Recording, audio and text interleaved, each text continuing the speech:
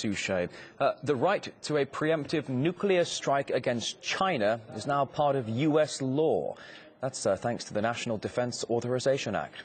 The Pentagon's also ordered a thorough review of when and how the U.S. could strike at the network of tunnels believed to hold Beijing's atomic arsenals. We better get into this right now. James Corbett joins us live on the program, editor of a Japan-based news website. Mr. Corbett, a pleasure to see you. Thanks for coming on so quickly. The U.S. government is operating on the assumption that there are 3,000 miles worth of tunnels crisscrossing China, allegedly containing 3,000 nuclear warheads. Do you believe it? Well, I'm not even sure that the U.S. government really believes it. This is really on the back of a study that was commissioned out of Georgetown University last year, or 2 years ago now, that found that in this network of tunnels that we do know exist, and we can see from satellite telemetry, we do know that these tunnels exist, and it's just sheer speculation about what exists within them at this point. U.S. intelligence estimates puts the Chinese nuclear arsenal something like 300. But this study out of Georgetown in 2011 estimated that it could house as many as 3,000 nuclear warheads.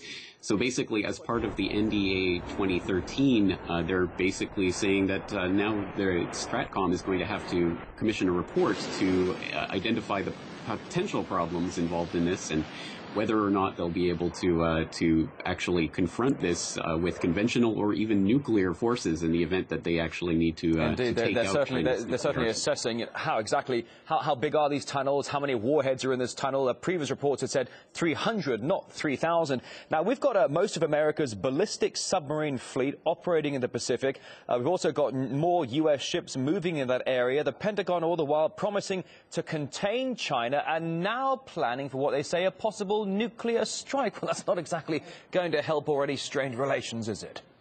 It really isn't. I don't think that we have to look at this report in the context of they're going to move in with a nuclear strike right at this point, but I think it has to be seen as a wider part of U.S. nuclear policy that's been stretching out for decades now, trying to come up with ways to justify the existence of some of the U.S.'s existing nuclear arsenal and looking for ways to create new weapons. So, for example, we have the B-61-11 nuclear bunker busters with a 400 kiloton yield that they've been harboring and talking about for the better part of a decade now in relation to Iran and trying to bust through into Iran's underground nuclear facilities or alleged nuclear facilities.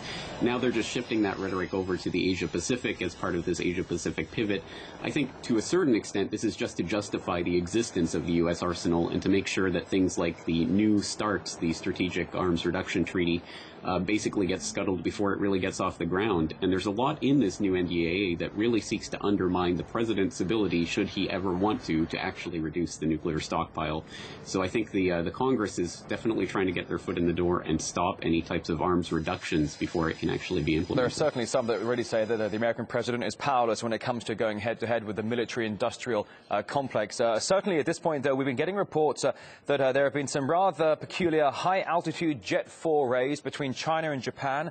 Some Japanese jets tailing Chinese jets, basically playing some high-altitude games of cat and mouse, possibly reigniting another territorial dispute. They've been having disputes for quite some time now, certainly over some particular islands. Is it possible that those two could get involved in something slightly more intense?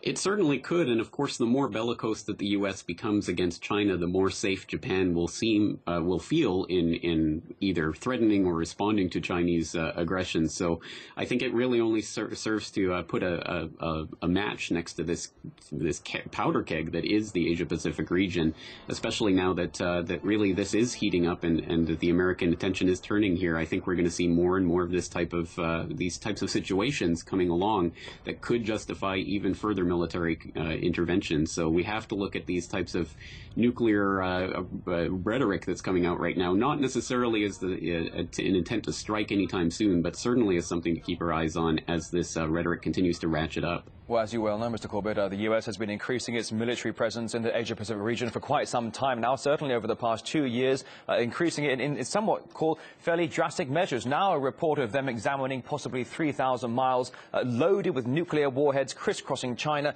I'm sure certainly at the very least conspiracy theorists are going to have a field day with this. James Corbett, of the editor of a Japan-based news website, The Corbett Report, thank you for coming on today. You're welcome.